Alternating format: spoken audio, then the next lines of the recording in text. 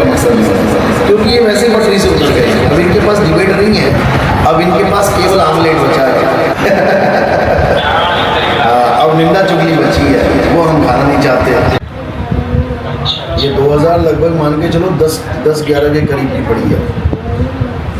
जब मैं इनसे डिबेट करने के लिए बोलता था ना 2010 में कि डिबेट करो, तो ये लोग भागते थे सब छोड़ के, ये भागते थे। हाँ, मेरा नाम सुनते ही ब्लॉक मारते थे। ग्रुपों में मैं जाता था, मुझे बाहर कर देते थे ये लोग। ये तो लोगों को बेवकूफ़ बनाया इन्होंने कि हमसे कोई डिबेट नहीं कर रहा है। आप NCRA का नंबर लो उससे पूछो। 2010 में नितिन दास ने बोला था कि नहीं कहा था कि डिबेट हमारा मकसद ये नहीं है जीतना हारना।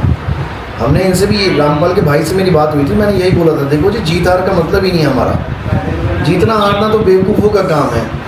हमारा मकसद है सत्य को जानना, सत्य क्या है। हाँ, सत्य तो सिद्ध है ऑलरेडी, हमने तो जानना है उसको बस। सत्य को कौन सिद्ध करेगा? सत्य तो ऑलरेडी सिद्ध ही है, लेकिन हम जान नहीं रहे हैं, इसलिए हम असत्य को सत्य मान बैठे हैं। हाँ, तब भी इन लोगों ने परवाह नहीं की मेरी बात की, और कहते रहे कि आप अपने ग्रंथ भेज दो। मैंने कहा ग्रंथों के साथ डिबेट होती है क्या? डिबेट होती है दो लोगों के। मैं तो ऐसे ग्रंथ भेज दूंगा तुम पढ़कर भी नहीं समझ पाओगे लिखा क्या उसमें, जब तक समझाने वाला ना मिले तो।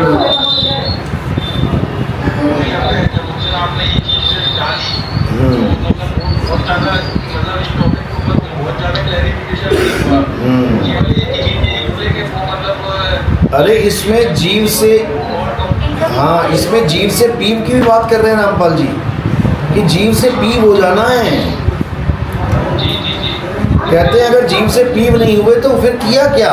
कुछ नहीं किया, कहते भक्ति हुई नहीं तुम्हारी फिर तो पुरानी ये वाणी जो है ना गरीबदास जी की, मैंने फोटो भेजी ना आपको एक वाणी, इसी वाणी की, तो यही वाणी है गरीबदास जी की। ये लोग गाते थे, ये पाठी था ये रामपाल जी महाराज, ये पाठ करता था लोगों के घर जा के।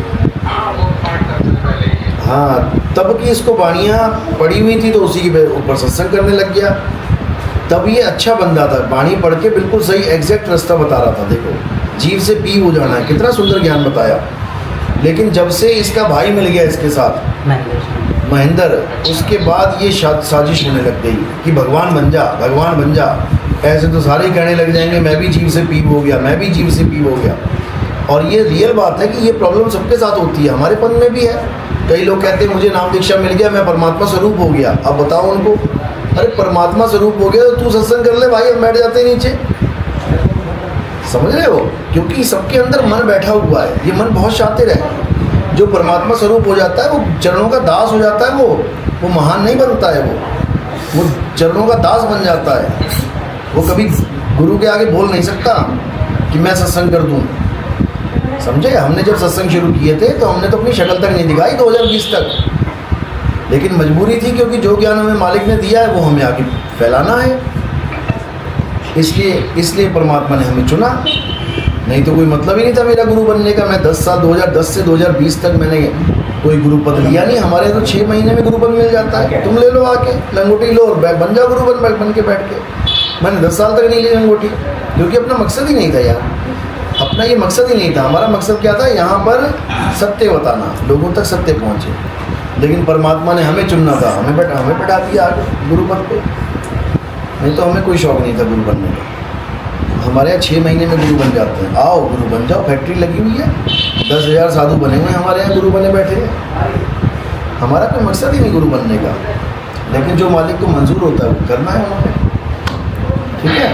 तो ये ओरिजिनल है बिल्कुल, इसमें कोई शक नहीं है, ये ओरिजिनल है बिल्कुल वीडियो, और मैं ढूंढ भी लूँगा कहीं ना कहीं। हाँ बोलो।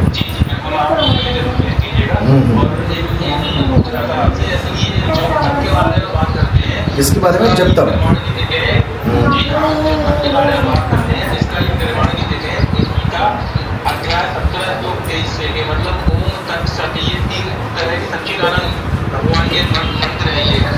नहीं ये भी छूट है। ओम तत् सत असत, ये 4 शब्दों का वहाँ पे खुलासा किया गया है, आप उसको पढ़ सकते हो। गीता उठाओ, नहीं वो तुमसे छुपा लिया गया ना, इन लोगों ने छुपा लिया। आप कोई भी गीता उठा लो रामपाल जी की छोड़ के, अपनी गीता में इन्होंने गायब कर दिया होगा। भले आप गोरखपुर की उठा लो, आप एस्कॉन टेम्पल की उठा लो, कोई भी उठा लो। हाँ, जो शुद्ध गीता में आपने जो श्लोक बोला है ना, ओम तत्सत वाला जो श्लोक है ना, इसके बाद तीनों का खुलासा है कि ओम क्या होता है, तत् क्या होता है, कब कहा जाता है, और सत्य क्या होता है। उसी के बाद अगला श्लोक है कि असत्य भी क्या होता है, ये भी जानो। ओम तत् सत असत। ओम का मतलब क्या होता है? ओम एक ऐसा शब्द बताया गया है कि हर अच्छा काम, शुद्ध काम, धार्मिक काम करने से पहले ओम का उच्चारण करना चाहिए। कोई भी मंत्र है उसके आगे ओम का उच्चारण करना चाहिए। ये विधि का विधान है, ये शास्त्रों का विधान है, ठीक है। इससे ब्रह्म को खुश किया जाता है। ब्रह्म का नाम क्या है? ओम। ब्रह्म का नाम ओम है। तो जब हम किसी भी पूजा के आगे ओम लगा देते हैं तो वो ब्रह्म को समर्पित हो जाती है। जैसे गायत्री मंत्र में जब आप देखोगे वेदों में, उसमें ओम नहीं लगा है, नहीं लगा है ना। हाँ, उसमें बाद में क्यों लगाया गया, जरूरत क्या पड़ गई हमें? क्योंकि ओम लगाना शास्त्र अनुकूल विधि है। ओम तत्सत उसी का इशारा कर रहा है। आप देखो, जहां पर ओम तत्सत वाला आपने श्लोक पढ़ा है, उसके अगला श्लोक पढ़ो क्या लिखा है। उसमें बताया गया है कि हर कार्य को करने से पहले जो संत ज्ञानी जन हैं, पुरुष हैं, वो ओम का उच्चारण करते हैं। तो ओम का उच्चारण कर दिया तो वो किसको समर्पित हो गया? ब्रह्म को। अब तत्व के बारे में क्या बताया है कि कोई भी कार्य संपूर्ण होने के बाद तत्व का उच्चारण किया जाता है। जैसे कोई भी है, उसके लास्ट में तत् लगा दिया जाएगा। कोई भी कार्य पूर्ण करने के बाद, यज्ञ किया, हवन किया, तो तत् लगा के उसको खत्म करते हैं।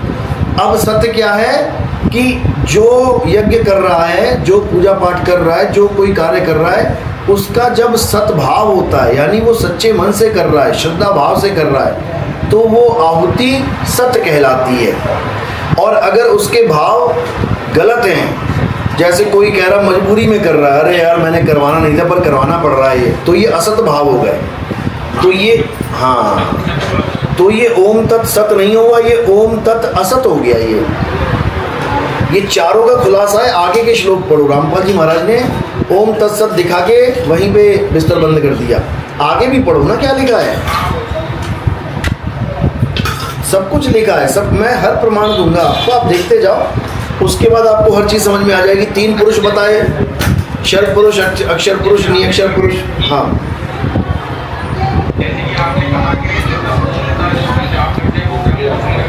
हाँ, जाप नहीं, किसी भी मंत्र के आगे ओम लगा दो तो वो ब्रह्म को समर्पित हो जाता है।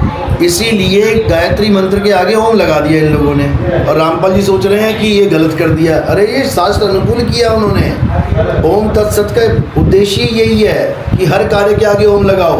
ओम नमो गणपते वासुदेवाय, ओम नमो भगवते वासुदेवाय, ओम नमः शिवाय, ओम ये, ओम वो, ओम क्यों लगा रखा है ओम सबके आगे? क्योंकि ये शास्त्र अनुकूल साधना है।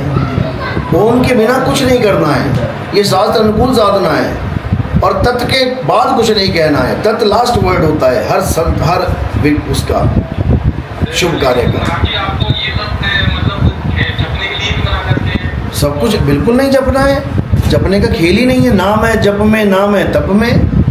रोज गा रहे हो तुम लोग आरतियां, नाम है जप में, नाम है तप में। गरीबदास जी कह रहे हैं जंत्र मंत्र सब काल है, जब तप करनी काल है। सब कुछ लिखा हुआ है। कल का सत्संग जो मैंने परसों का भेजा था दिवाली स्पेशल, वो 1 घंटा 40-42 मिनट का, वो सुना आपने कि नहीं? अभी नहीं सुना? हाँ, तो उसमें सब कुछ तो बता रखा है गरीबदास जी ने। ये जब तप करनी सब काल है।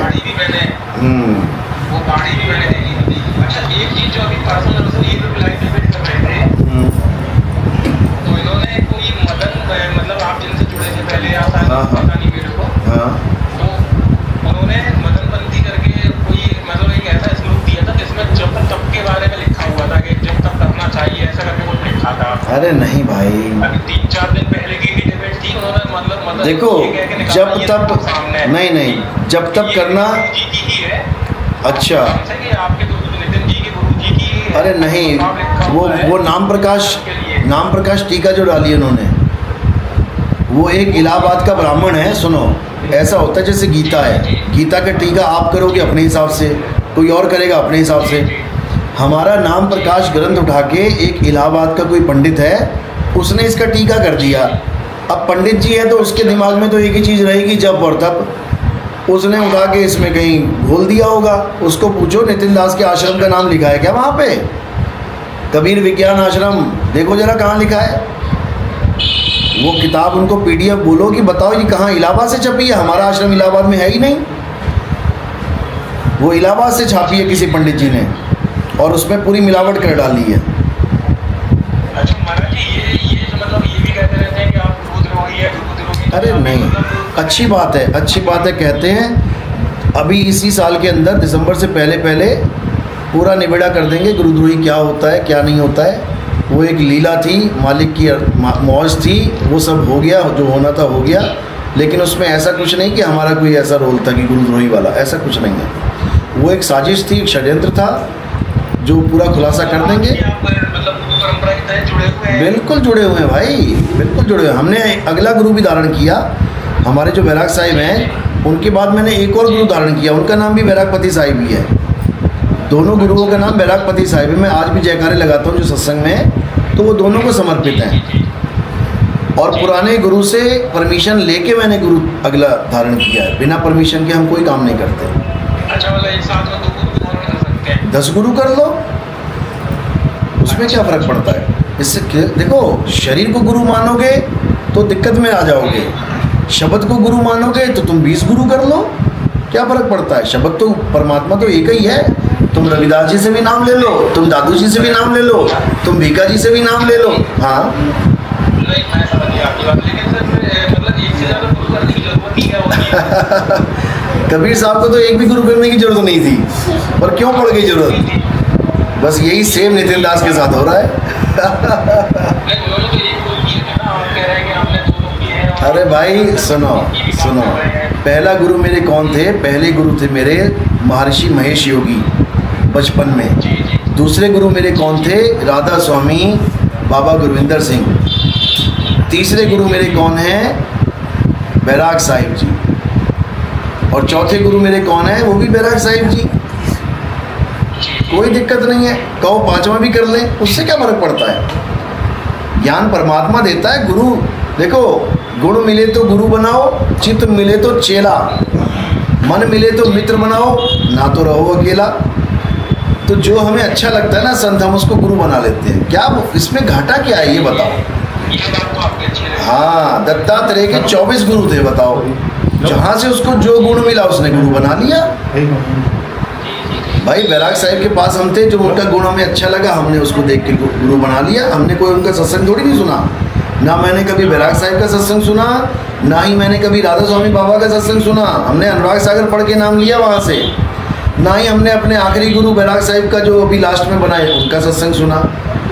सत्संग तो हमें मालिक की देन है। वो तो आपको माला, आपने ऐसी गुरु प्रणाली रख ली है कि मतलब कोई ये ना कहे कि जैसे भाई सभी के गुरु। हाँ, बस बस बस बस बस बस बस, नहीं तो हमें गुरु की जरूरत नहीं है भाई। गुरु हमें परमात्मा ही हमारा गुरु है, ज्ञानदाता भाई हमारा गुरु है। नहीं तो हमारे सत्संग और हमारे आश्रम के सारे ग्रंथ मैच करके देख लो, हमारे सत्संग से कोई मैच होगा उनका? ज्ञान बिल्कुल नहीं होगा। ये ज्ञान ही अलग है, ये भूल ज्ञान है, समझे? तो बात ये है। चलो कोई बात नहीं, सत्य को जानो, सत्य एक है। हाँ बोलो।